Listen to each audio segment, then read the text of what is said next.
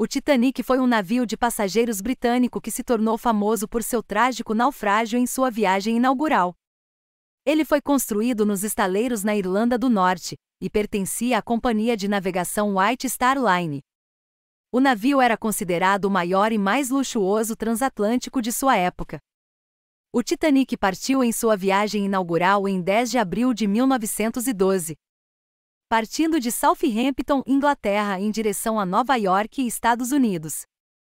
O navio fez escalas na França e na Irlanda antes de entrar no Oceano Atlântico. Em 14 de abril de 1912, por volta das 23h40, o Titanic colidiu com um iceberg na região conhecida como Newfoundland, no Atlântico Norte. A colisão rasgou uma série de compartimentos estanques do casco do navio, resultando em um acúmulo de água em vários compartimentos do porão. Os engenheiros do Titanic logo perceberam que o navio estava condenado, pois a água estava inundando os compartimentos de forma irreversível.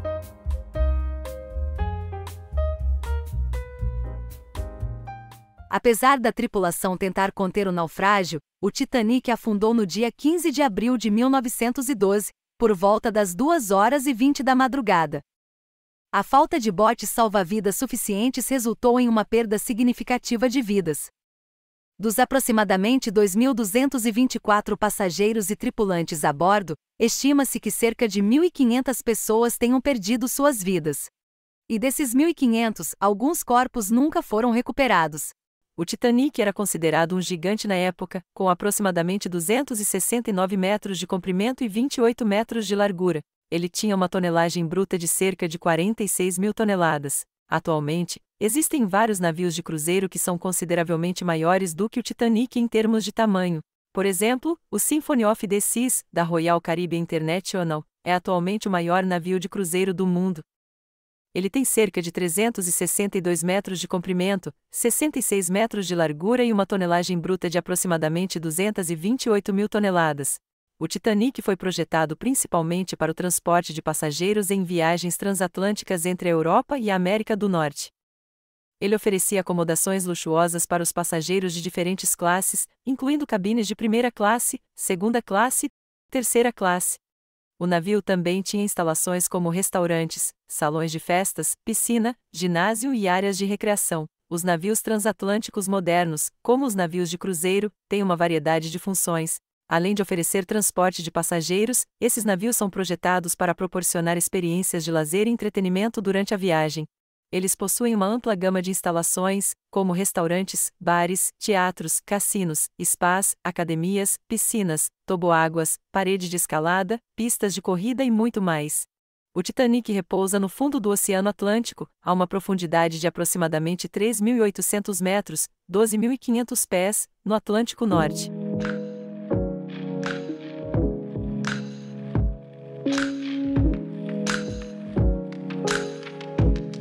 Essa profundidade considerável torna o acesso aos destroços do Titanic um desafio e requer equipamentos de mergulho submarino especializados para alcançá-lo. O turismo aos escombros do Titanic é uma atividade que permite que pessoas visitem o local onde o famoso navio afundou. E a exploração dos destroços começou muitos anos após o naufrágio e, desde então, várias expedições subaquáticas foram realizadas para documentar e estudar o local. James Cameron desceu 33 vezes para estudar o barco para fazer o filme. Nos últimos anos, empresas especializadas têm oferecido expedições de mergulho para turistas que desejam visitar os destroços do Titanic. E a companhia que nos fez relembrar mais uma vez o naufrágio do Titanic, OceanGate Expeditions, chegaram a levar turistas a bordo de seu submarino tripulado, o Titã, algumas pessoas para explorar os destroços do Titanic. É importante observar que o turismo aos escombros do Titanic é uma atividade especializada e está sujeita a regulamentações e permissões específicas. A segurança e a preservação dos destroços são aspectos essenciais nessas expedições, e as empresas envolvidas devem seguir diretrizes rigorosas para proteger o local histórico. E a cada dia verificamos como essa última empresa foi negligente com as normas de segurança dos turistas, e do próprio dono da empresa que era o condutor do submergível que baixava. O Titã é um submergível tripulado considerado de última geração operado pela empresa OceanGate Expeditions. Projetado para explorar as profundezas oceânicas, o Titã permitia que os passageiros realizem viagens subaquáticas em locais como os destroços do Titanic. O Titã supostamente era capaz de atingir uma profundidade de até 4.000 metros, 13.123 pés. Isso permitia que os passageiros explorassem regiões mais profundas do oceano e acessem locais de naufrágios famosos como o Titanic. O Titã possuía capacidade para até 5 pessoas, incluindo um piloto especializado. Durante a expedição, os passageiros são acompanhados por uma equipe experiente que garante a segurança e o conforto durante o mergulho. O submergível é equipado com uma janela de observação de alta resistência para até 1.500 metros, projetada para proporcionar uma visão clara e imersiva do ambiente subaquático. O Titã está equipado com um sistema de iluminação de última geração, composto por luzes potentes e ajustáveis. Isso permite que os passageiros e a equipe visualizem adequadamente os detalhes dos destroços submarinos e da vida marinha ao redor. O submergível possuía tecnologia avançada de submersão, incluindo sistemas de controle e navegação, comunicação de última geração e sistemas de suporte à vida. Essas características supostamente garantiam a segurança e o bem-estar dos ocupantes durante a expedição.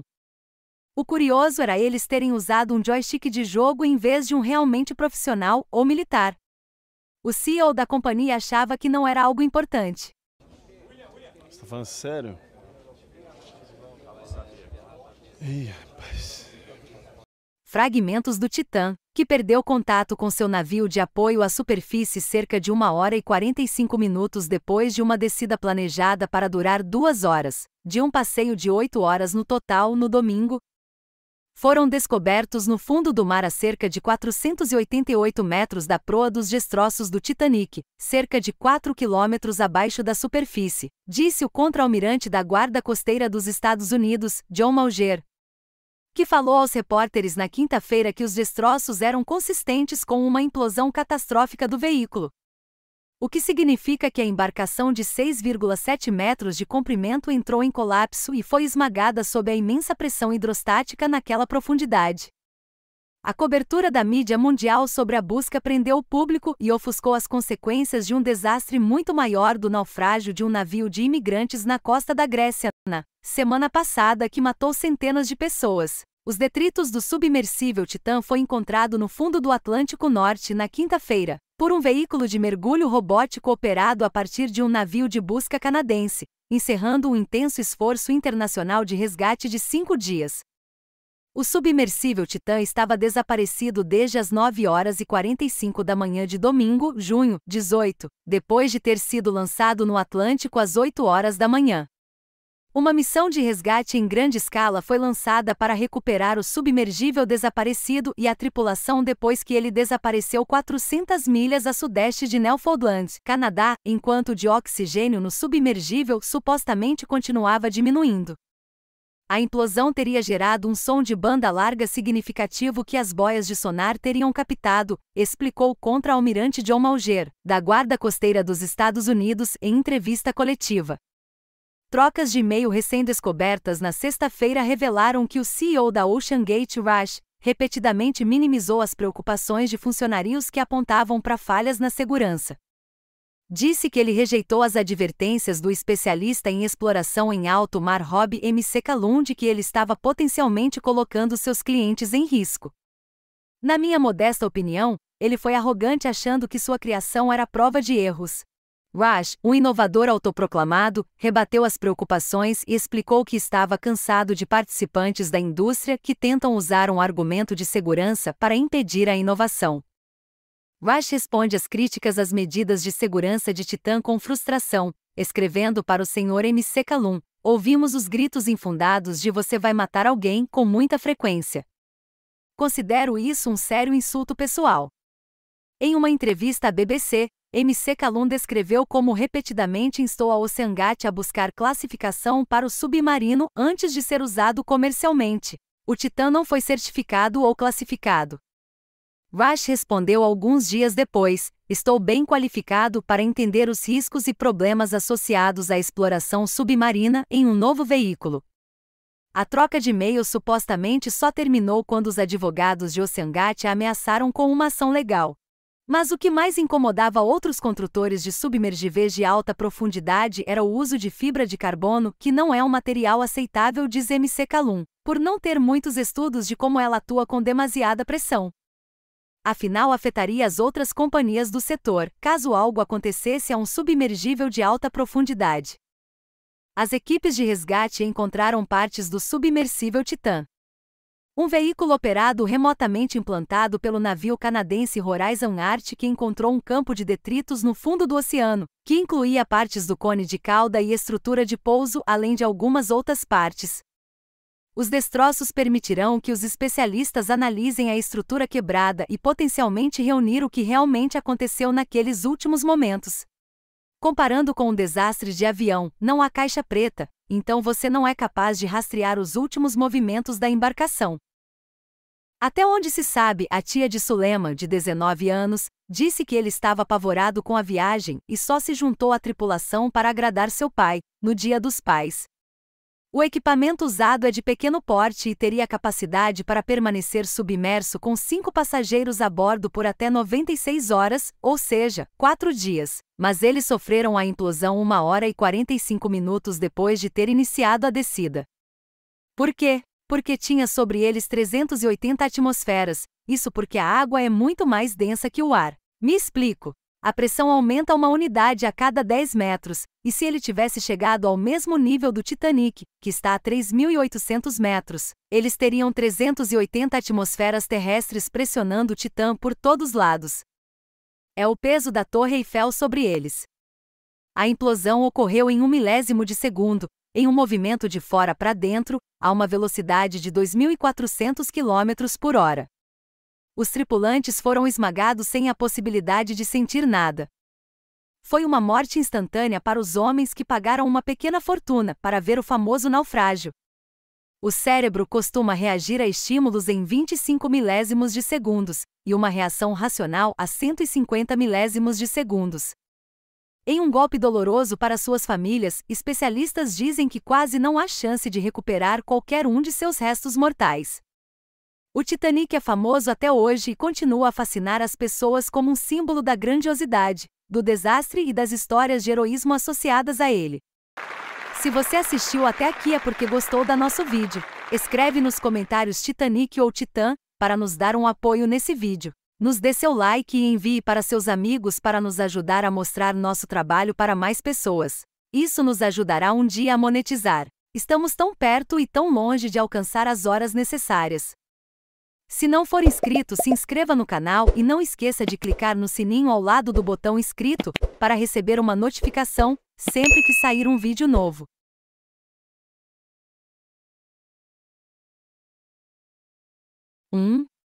Embora seja mais conhecido como um navio de passageiros de luxo, o Titanic também tinha acomodações para passageiros que viajavam com seus animais de estimação. Havia um canil a bordo para acomodar cães de diferentes tamanhos, no convés inferior. 2.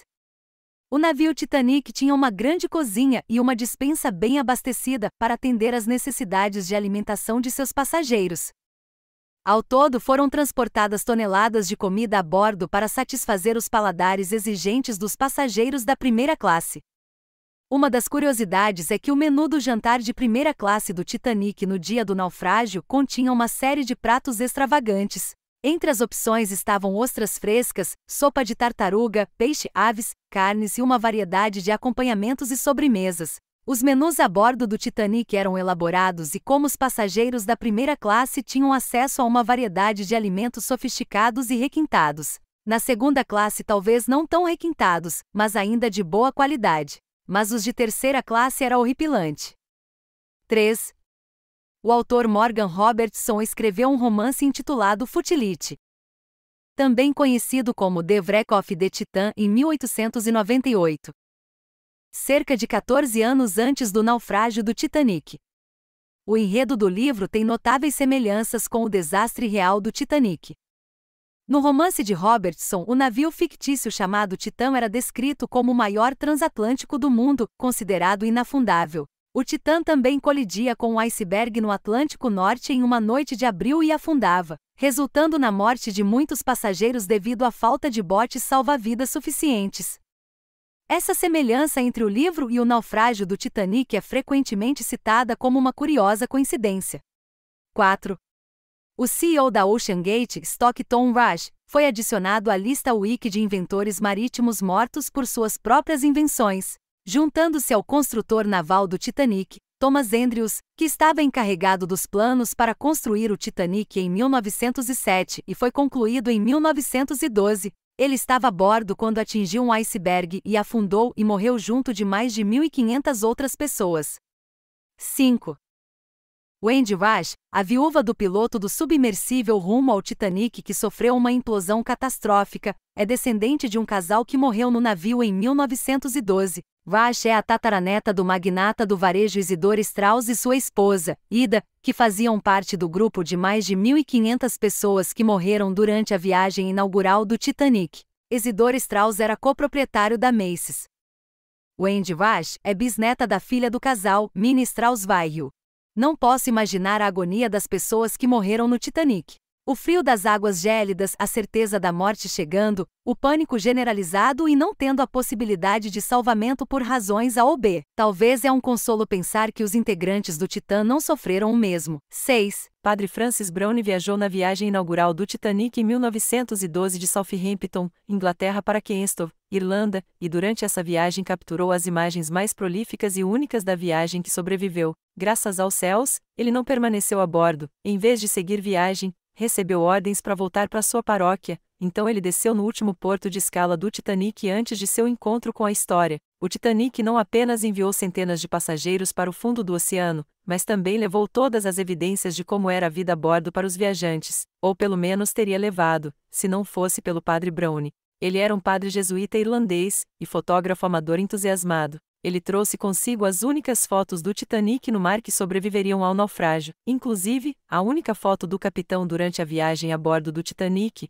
foi uma tirada pelo padre Browne, pouco antes de desembarcar. Outras fotos foram emblemáticas, como a de pai e filho jogando no convés. Aliás, as fotos ajudaram muito James Cameron a fazer o filme Titanic. Depois de sua morte, foi descoberto mais de 1.000 imagens do Titanic, que se tornou um livro, Titanic Álbum do Padre Browne. Fotografias e memórias pessoais de um passageiro. Deixo com vocês imagens do museu que fui sobre o Titanic, com peças recuperadas e com reconstrução de alguns ambientes, como alguns quartos de primeira e terceira classe, do corredor do navio, um setor da parede externa do navio. São impressionantes que alguns itens repousaram na areia, como se tivessem sido colocados lá por alguém. Uma exposição que espero não me esquecer jamais. Nos diga no comentário se gostaram dessa novidade, um narrador de inteligência artificial. E futuramente teremos vídeos em espanhol e inglês, para vocês poderem compartilhar com seus amigos no idioma dele ou dela.